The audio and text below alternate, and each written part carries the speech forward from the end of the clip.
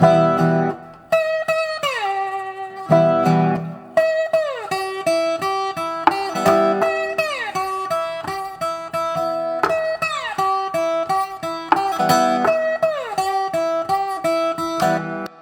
happening? What's happening? What's happening, blues people? Another Jack Dapper Blues special interview. And, you know, because I've been following this young lady's career for some time, right? And she's a Brooklynite like myself. So there's a special place here for her, right? Also has a Wall Street Journal write-up. But you don't need to hear nothing else from me. We're going to bring her on. Welcome, Miss Mara Kaye. What's happening with you? What's happening? Brooklyn, where we at? We're right here. Yes, we are. We are right here. And you know, when I have these interviews, especially with people from New York, particularly Brooklyn, but New York as a whole, because when it comes to the music that we celebrate and perform, a lot of people came from outside of New York to record there, perform there. That's right. Based on history or who people want to cover. So it's really special to me when there's people from there doing it, right? So, and I must say you do this very well. Thank you. That means a lot to me. Now, with that being said, how do we get here? Well, I think I found out I could sing when I was 10. And then I started training and learned classically. And my grandfather, God rest his spirit and soul, was a beautiful singer. His name was Murray Kaye. We have the same initials, actually. And it was really him that inspired me to sing. It was him whose voice I heard first at my family reunions when I was too young to really know anything except for the fact that there was this lobby with couches and my grandfather's voice was bellowing through the lobby and everybody was singing along with him. And my Uncle Eddie was playing the guitar and everybody knew the words and they were these old songs. And there's this feeling that you get when you hear someone just open their spirit like that. It hits you different. And I'm pretty sure that is my first memory of really understanding what it meant to connect with people and share this unspoken feeling, unspoken spirit that just comes through. And then I wanted to learn more jazz songs because he loved jazz, Mel Torme, he loved Ella, he loved Billy. And so I would come to him and say, oh, I found this song, But I think I was 4 years old and it was my grandparents' 50th wedding anniversary. And he pulled me up to the mic. I was this little tiny boob. I was nothing. I was like nothing. And I was so shy. I was the shyest little girl, which is funny because I am so loud now. I was about to say, I don't see shyness anymore. You couldn't, Brooklyn girl, can't keep my mouth shut. But he called me up to the mic to sing this song that he used to sing with me called Side by Side. And I was so nervous and I'd never done anything like that before. I was this small. And I got so scared, I sat down Indian style, cross-legged, excuse me. And he's just sat down next to me and put the mic and he said, let's sing. So I didn't really have a choice. I didn't have a choice. The whole family's there just taking it in, oogling at me. And I remember sitting there. I remember being that small and sitting there. And I have a photo of it. So whenever I lose sight of myself, I remember that moment and how it really kind of propelled me. But how I got to the blues is a little different because I had this love for jazz. And then I studied theater in high school and college. And so there's this aspect of storytelling that is so important to me when I sing. And I think that really began for me in the theater. And then I got to New York and auditioned a bunch and did a few cool things. You know, I did SpongeBob SquarePants, the musical in Asia. Go figure. Mostly, you know, auditioning was like waiting for someone to tell you were good enough to do something. And so I just started singing. I started singing and playing out at this little bar across the street from my house in South Park Slope called Buttermilk Bar. Mm. And I went through all the songs I loved to sing that I never sang out. So I collected all these Ray Charles songs and Stevie Wonder songs and Billy songs and Ella songs. And I had these 2 Victoria Spivey tunes. Mm. And I never heard of her before, but someone passed me these 2 songs.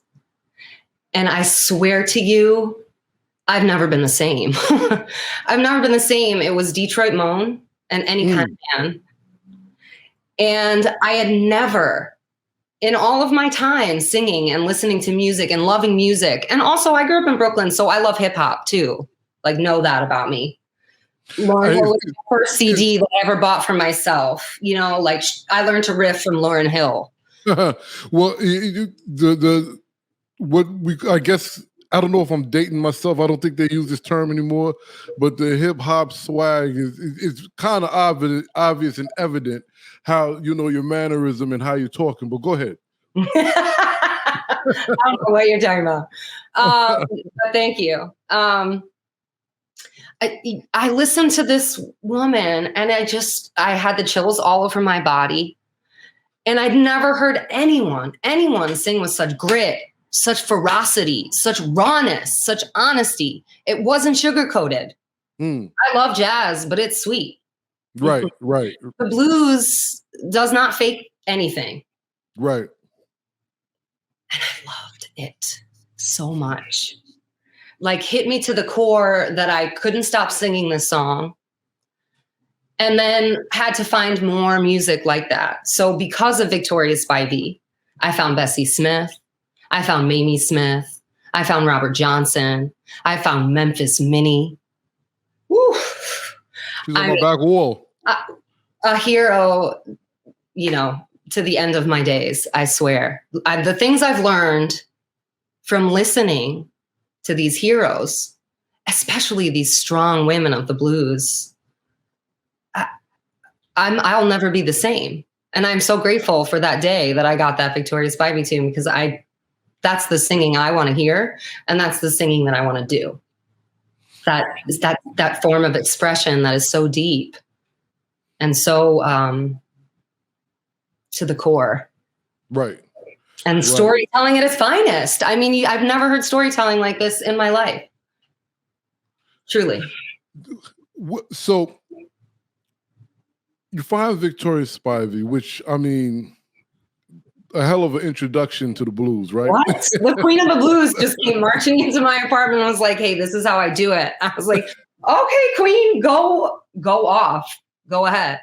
And I will listen to you 80,000 times just today. Wow. Just over and over again, trying to hear what she's doing. Why she's making the choices she's making. Why she's bending that note. Because it's not because it sounds good. It's because it tells the story better. Right. So what were you singing at that moment? Just covers that you like from a plethora of genres? No, it was really jazz and R&B and particularly jazz and R&B. Yeah, like soul music, you know.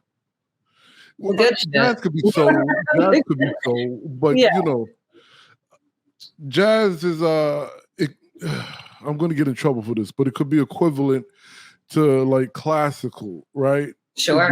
Because it's and I like jazz. Don't get me wrong. I mean, jazz is blues. If you really want to, if you really want to take it there, jazz is actually blues with a brass instrument. Well, of course it is. Right. Everybody knows that. And you'll be surprised. I know. But you know, It's like you said. You said sweet. That's Brooklyn. That's Brooklyn of you to say that. Is But that? I would say it's just more, calm, right? Yeah. and neat, right? Yeah. The Clean blues, cut. Clean cut. right. The blues is real gut bucket, right? So Yes. I guess the first thing I want to ask you, and we spoke off air, so I'm not coming sideways. What was your fans, the audience, and your friends and fellow musicians' response when you was like, "Yo, hold on, no, I don't want to do. I want to sing Victoria Spivey. I want to sing Ethel Ward. All these people." I think I'm grateful that I have people around me that are supportive because I'm happy.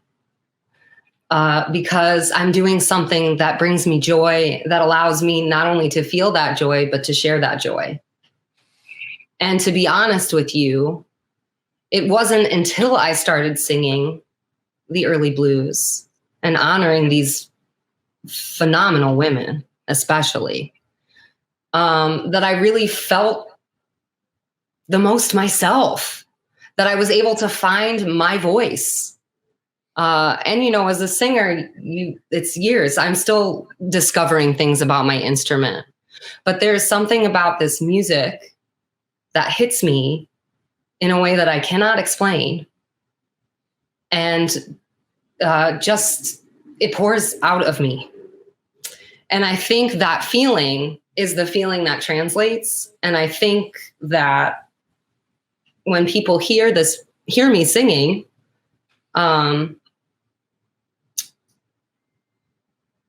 it's the sound that's familiar that they don't know. And once they hear it, they don't leave, and they want to know more. And then they want to know how I found this music and how I got started singing and why this music. And it becomes this beautiful conversation that continues after the musical conversation that we've had for, I don't know, an hour and 2 hours, where I've, cherry picked these songs that really speak to me in a way that I can express. Now, I have to ask you this. Yes. You may not remember this moment, but I'm going to ask you anyway. Okay. And I don't know if I remember your response. You're putting together a performance. Mm-hmm. You asked me and a couple of people, what do you think I should sing that I could sing? I gave you a song. I should have went back. Matter of fact, I may go back while you answer this and check what the song was. What I do remember you saying was, I don't know if I could pull this one off.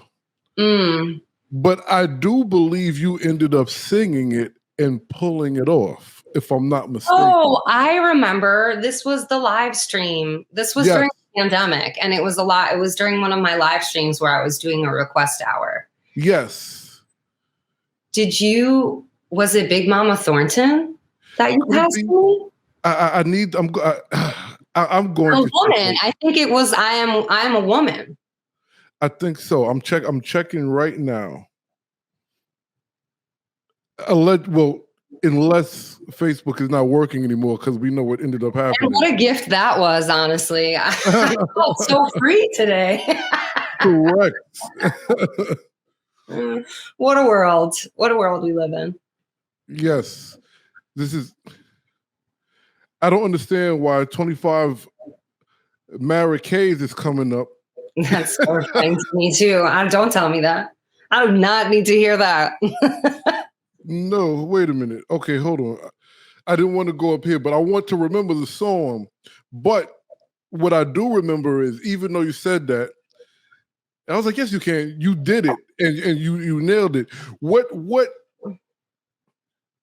So I'm asking you this. I bring this up because what I would like to quantify, I guess, understand.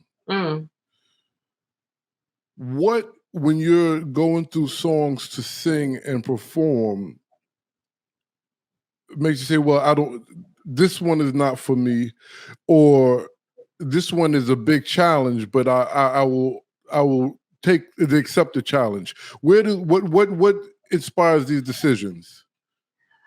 I think it's the story, really. It's always the story. I mean, you look at lyrics like, I want cake when I'm hungry, lightning when I'm dry, some good man to love me, and heaven when I die. I'm sorry. Does that not hit you somewhere different? And does that not express this feeling that we have? So I'm not sure why the song that's called I'm a Woman was a difficult choice for me to make as far as being able to tell the story. But I did it. I was like, well, Jack Dapple Blues thinks I can do it. I'm going to do it because he asked for it. And that was enough for me to do it. I had your vote of confidence, basically. So, you knocked it out the park. Well, I didn't. Thank you. Thank you. So now you perform sometimes with a trio, perform sometimes with a guitarist, and then I was listening to a couple of your tunes just now with a piano player. Yes. Break down some of these these musics in regards to what is this with feeling? How do you know, or where do you go? What is your thought process when you're saying I want to perform? Is it who's available? Is it deliberate to do these things? Mm-hmm. Well, I think typically the comp instrument is someone that I really trust and that I have a special energy with. And ultimately, I think depending on the show, if I were honoring the country blues, I would certainly make sure I had a guitar player with me or a banjo player. Piano would be cool, but if I were doing more really classic blues, more like Mamie Smith, I would certainly make sure I had a piano player. That's not to say if I had the budget to have the biggest band, I would have the biggest band I could always have, But as much as we love to play, people don't like to pay us that much. So I have to, I make do with what I have, and I'm grateful that I have wonderful people around me that really move the same way I move to this music, and it drives them in the same way. And I've been lucky enough to be put in environments where I'm able to connect with people that really fuck with this music in the same space, so we can all build. I've met some of the greatest people of my life through singing the blues. Truly. Yes, absolutely. So now, there is another aspect, right? That we have. If I don't ask you, then I won't be keeping it 100 to the platform. Come on, I know it's coming. Come on. So there's a lot going on in a couple of these blues forums and groups, right? You have, I cannot even remember this gentleman's name. He's a guitarist. He's a white guy. And he had a Confederate. He had like a Dukes of Hazzard car, right? This kind of brought back an onslaught of this debate. No white, no black, just blues, or all this other stuff. Sure. First and foremost, the first question I have to ask you: have you? And do you faced any pushback from anyone singing as you sing the blues? I have to say that I haven't received that pushback, and I'm grateful for that. But I also have to say that I've certainly put in a lot of time to educate myself, not only on the history of this music and its importance because of the history of this music and what this music stands for, and how important it is that these stories are still told, because it is so unfortunate that this history is still happening today in many ways. And I think that's so important when approaching this music, is to really know who sang these songs and why they sang them. To have that deeper understanding allows for it to not be a surface level. Oh, I think I sound good on these songs. But I have to say, it just hits me in this way where I can't really explain it, but I have to sing. I have to sing it. And I'm not doing it to get the credit to be, this person, I'm not even trying to be a blues singer. I just love to sing. This music hits me in a way that no other music has. And as an artist and a creative being and someone that is compassionate and as understanding as I can be about a subject that doesn't apply to me in that way, I can't help it. And I just love it. It means so much to me. And you can be sure that every time I play a gig, I tell people every song I'm singing and who sang it first. Just this weekend, I played a gig to a bunch of blues fans.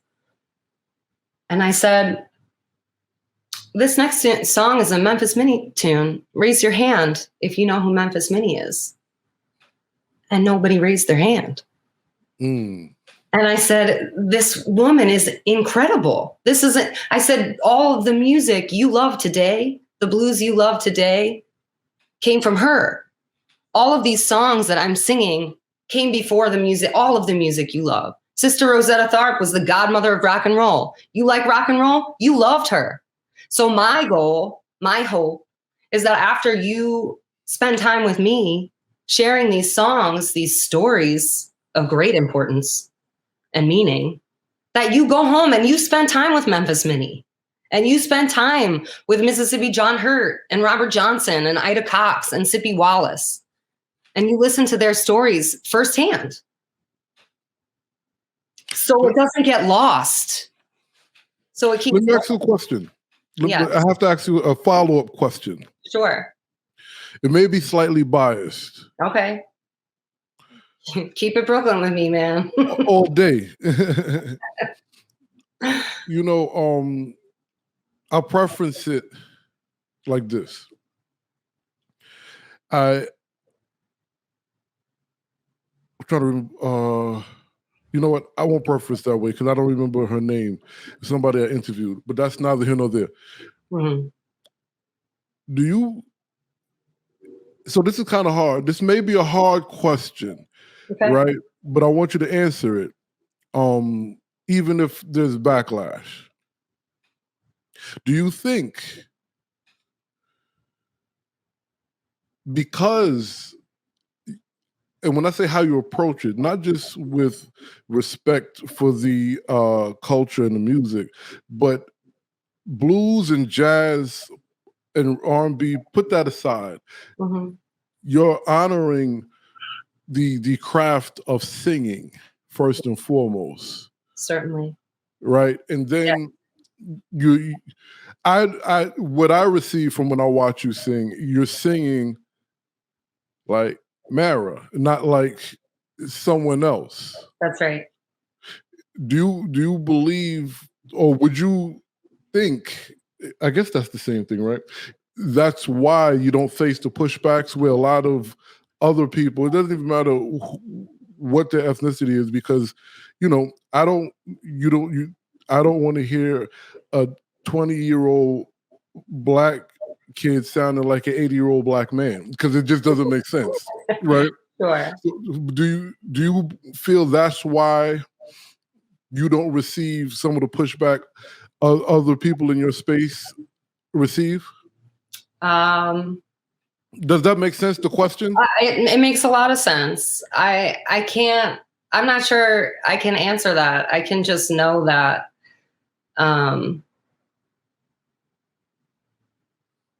the way I sing allows for this channel to open within me of joy, of connection, of sharing. And that's all I can continue to hope for and do while singing. I try and remain as informed as I can be, and hope that I genuine love and respect for the craft, for singing, for this music, for the people that came before me that sang this music, that paved the way for all of the music we listen to today.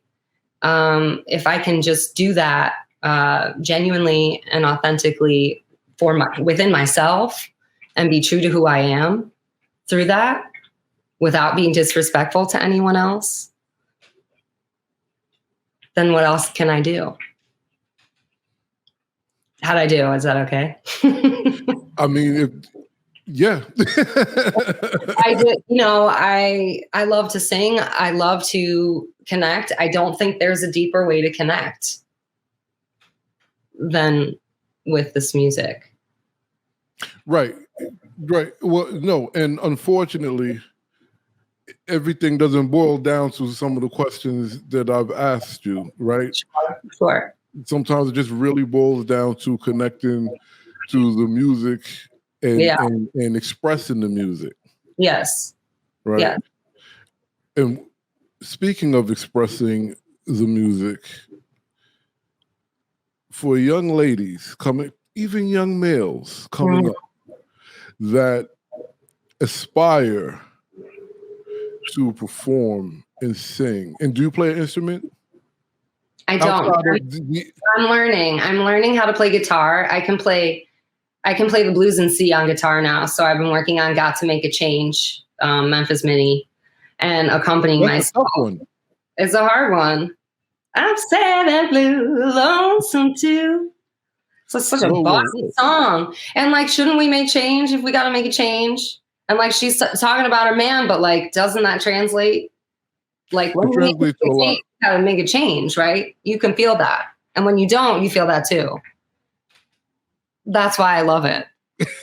Right? Because like, she's talking to me and the message could be different every day, depending on what I'm going through. Correct.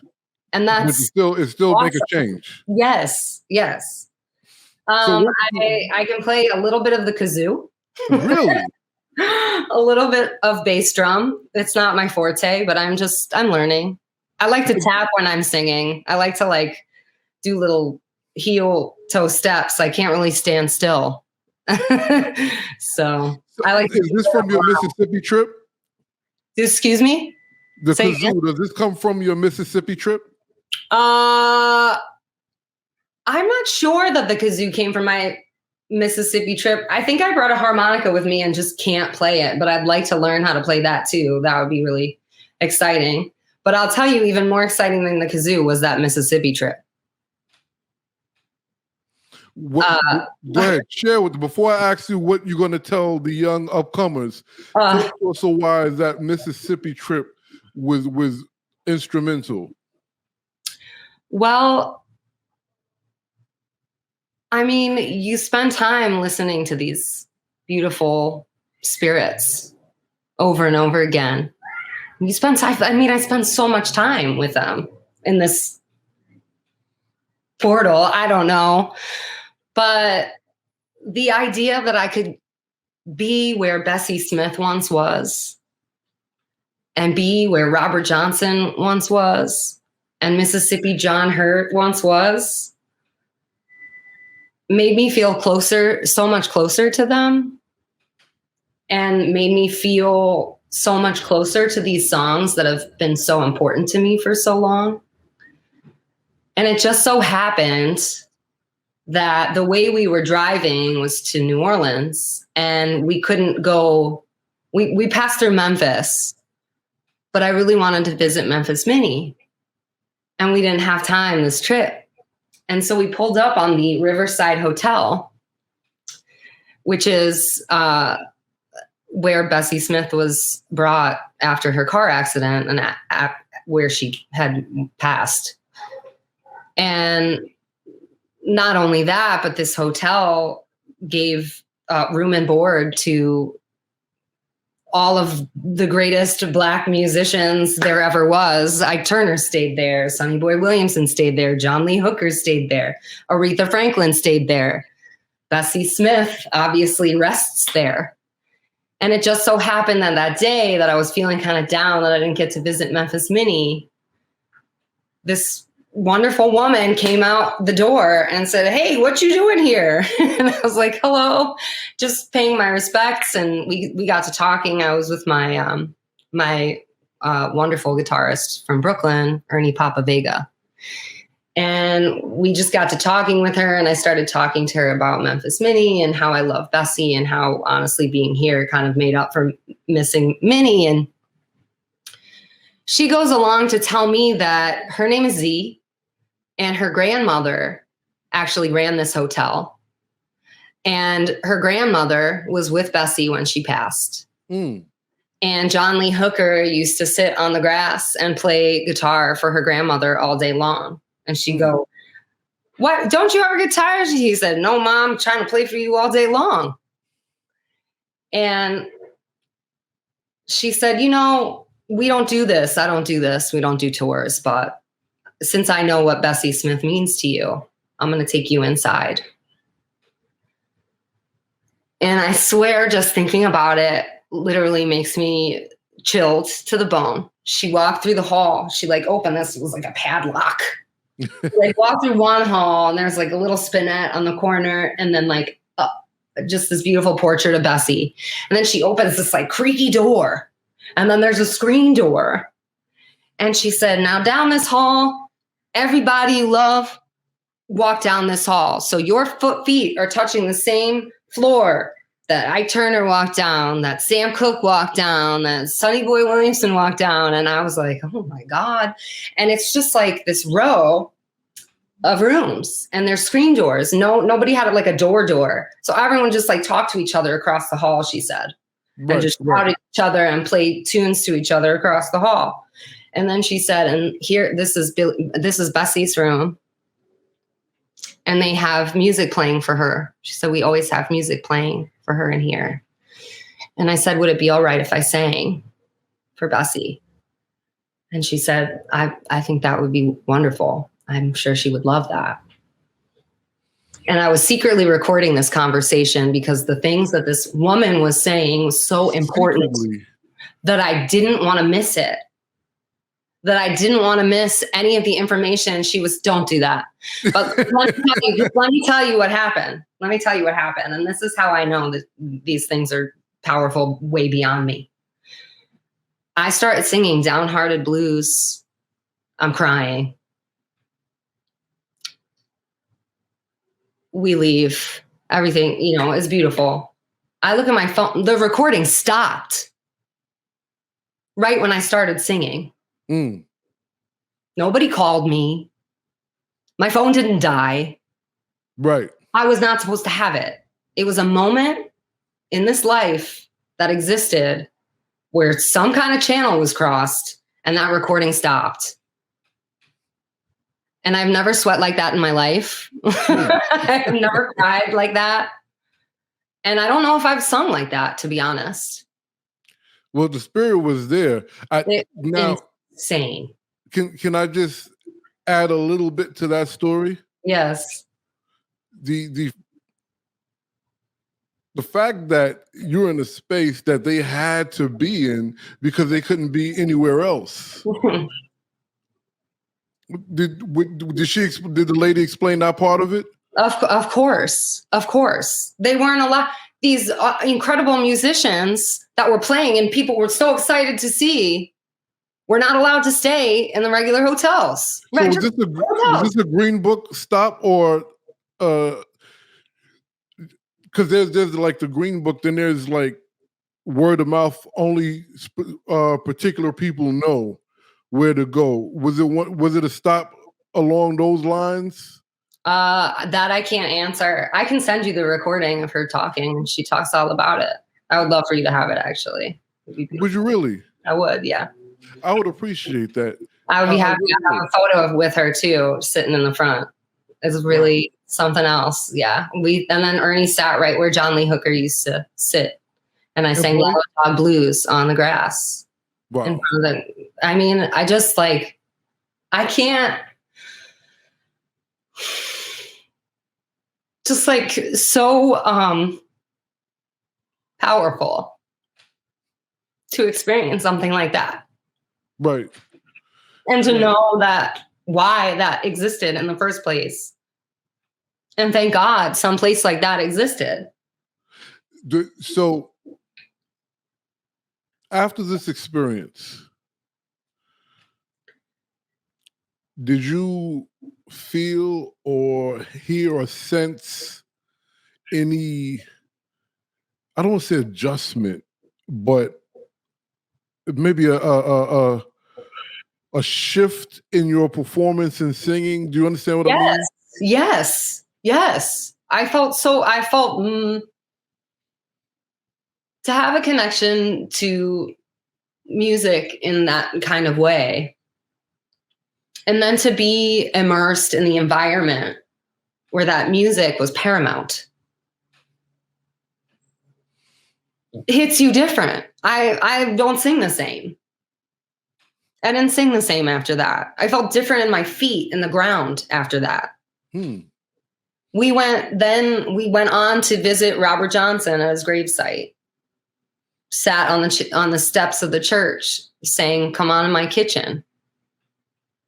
Then we went to Mississippi John Hurt's juke joint that was demolished in Avalon, saying, "Ain't no telling," just to feel them somehow with me. Did you make it to excuse me, Jimmy Duck Holmes spot? Yes, we hung out with Jimmy Duck Holmes, and we played at the Blue Front Cafe.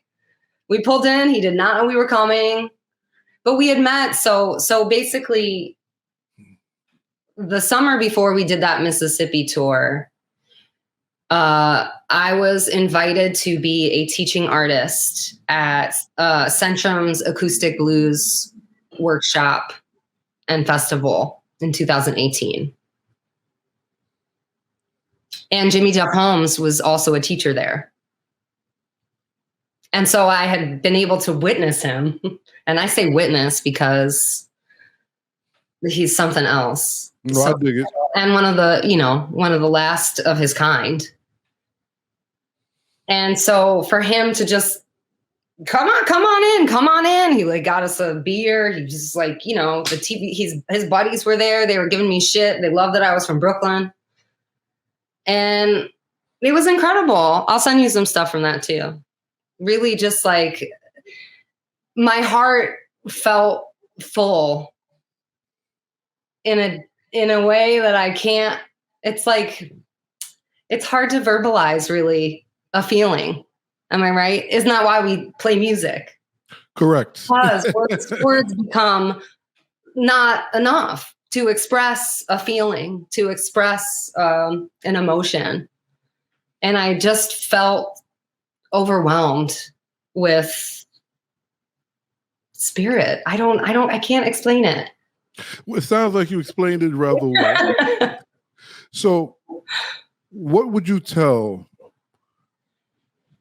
people of any age that has a burn to express musically? Well, I think I know when I'm teaching, I ask my students to bring in a song, not that they like to sing, not that they like how they sound when they sing, but a song that they connect to. A song that if I asked you why you were singing this song, you'd be able to answer, and who you might be singing to, you'd be able to answer, and what the song makes you feel. And sometimes they're not ready to know what that feeling is. Right. Because I feel, there's so much stigma attached. Listen, the voice is an instrument that lives inside of our body. We don't get to put it away. You put away a guitar, you put away a trumpet. The voice is here. So even when I'm speaking, I'm using my instrument. So that's pretty vulnerable, I would say. I agree. Especially if this is truly how we connect, even in speech, how we connect, how we converse, how we express anything is here. So there's a lot of pressure when singing, I think. That's outside of actually why singing is so special. People have stigmas. Do I look okay when I'm singing? How do I sound when I'm singing? But I think the questions are, how do you feel when you're singing? Why are you singing the song? And I think when you start to focus on those things when approaching a song, this wall of protection that we keep, this, armor, starts to crumble. And we can really get to the heart of the matter. And when you can connect here and here, here and here, that's when the story comes through. And that's when people start to actually feel something. We numb ourselves. We like the comfort of where we are. Singing takes us to another level, allows us to connect with others on another level, a deeper level. And that's scary. Well, yeah. Step and say, I'm here, I'm singing. Because it's vulnerable, like you said. It's it's the most vulnerable act. But you're also saying, okay, yes, I'm here. And I like to remind people that you're not being graded on this. There's nothing wrong with how you sound if you're expressing yourself. Now, there are ways to shape that. And there are certainly choices to make when approaching a song, and why we make certain choices and why we bend a note here and just carry a note out this way. But I think first and foremost, it is so important to connect to the song you're singing. Otherwise, there's so many songs in the world to sing. Right. Why not choose the ones that mean something to you, or write them? Okay, so because I could talk to you all day. We're about to wrap up, but there's because you fall into a category not many people fall into. There's some, but then there's the others. What is the others? There are those that aren't so warm to the ear, but because they feel what they're saying so much, people feel it too. Then there's some who are on point, on pitch, and on note to a T. Yes. But no one feels them. You are both. Thank you. How do you get there? You pick songs that mean something to you. You spend time listening to the ones that came before you that did it right and did it the best. You spend time with the people that paved the way. I mean, they came first. All this music came before I ever existed. But it translates today in the same way that it did then, because it is such an expression of the soul and spirit that it's like an undeniable feeling. I'd much prefer to hear someone really expressing themselves, not sounding amazing. Who am I to say who sounds amazing? Anyway, Exactly. So, yes, I think there are technically perfect musicians. Right. Great. Great. Good on you. You could do it. But it's like, yo, where are you in there? You back there behind the eyes? That's what I want to connect with people. Music is the highest form of connection and expression. So let's share. Don't just perform for me. Share with me. You know what I mean? Don't just perform. Yahtzee. Yeah. Nice. And I think it is important. I've really spent time with these wonderful blues musicians in my own spirit and my ear. But, I studied the choices Memphis Minnie makes in her singing and where Billy bends. Billie Holiday loved Bessie Smith. She came from that. So it's like all of the greats started somewhere and came from somewhere and then went somewhere. And so if you can study those special things, not take them, but allow that understanding of why they make those choices in the best way that you can without them being here, just by listening. And then feel how that makes you feel, what these lyrics make you feel. Then you assimilate that. And the things that tickle you about that person's choices will sprinkle itself in your delivery without intentionally copying a thing. Right. Because it's not yours to take. How they express is different than I would express, than you would express singing the same damn song. And isn't that the beauty of the blues too? Because, the blues and C is the blues and C and the blues and C, but Got to Make a Change is way different than I Want Cake When I'm Hungry is way different than Too Late. And that's 3 Memphis Minnie songs that are blues and C. Correct. So it is truly about the story. So if you're not telling me a story when you're playing or singing, then I'm not as interested. Dare I say? That's the expressive side because there's the unfortunate legal side, but we don't want to talk about that right now. And when I say the legal side, let me just give it some context. Unfortunately, and this was brought to my attention through critical race theory, that there was a I don't want to say a law, but some there was a business practice implemented to where they would have one of these blues singers who had these voice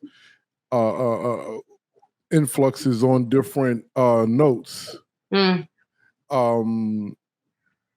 Helped them write the song, and they wrote it in the contract to where these notes that came from these vocal inflections cannot be written as composition, so they don't get ownership of or don't get paid off of the composition.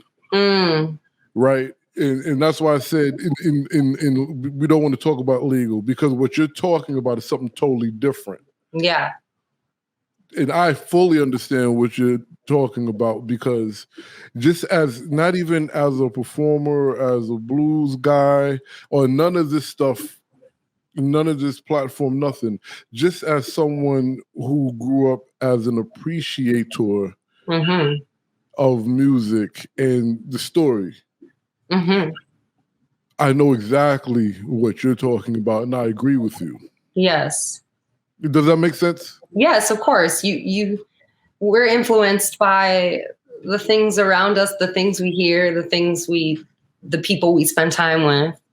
So if I'm spending all this time listening to music, what I'm listening to is going to influence how I approach music. And isn't that the joy of being able to share this great form that has so many gifts and blessings upon us? Absolutely. My most favorite vocalists. I'm gonna ask you, do you know who my most favorite vocalist is?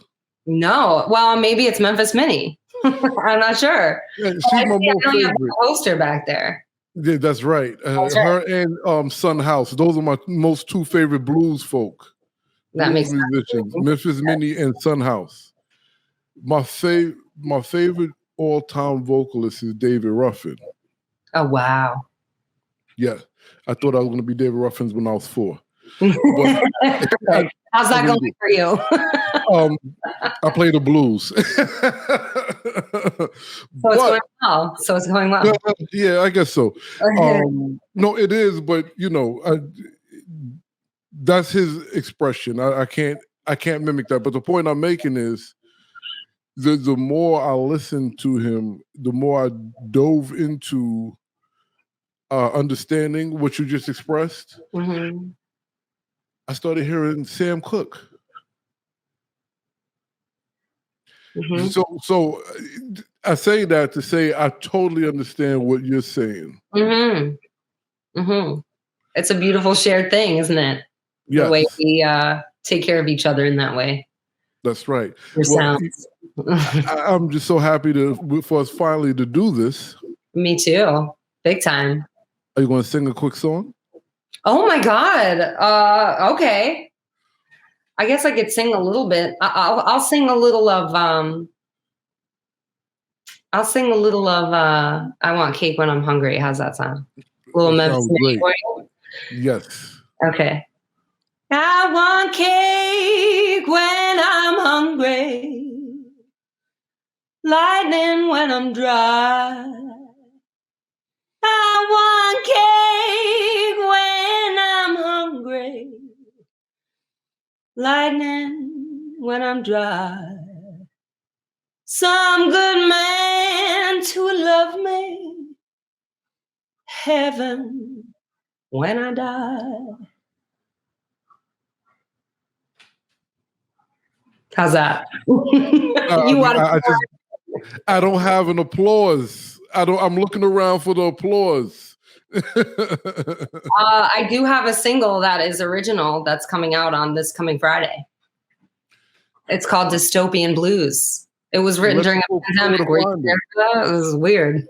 That's a weird time. It's called Dystopian Blues. It's Spotify, Apple Music, Tidal, basically anywhere that you can stream music, it's available. And on the bottom of the screen is her website. Ooh, so make sure you go check it out. We got the plug right here. That's right. Also, you know what else? I know you're a hip hop fan. Oh, dude. Well, I started in hip hop. I was a rapper. Of course you were. Of course you were.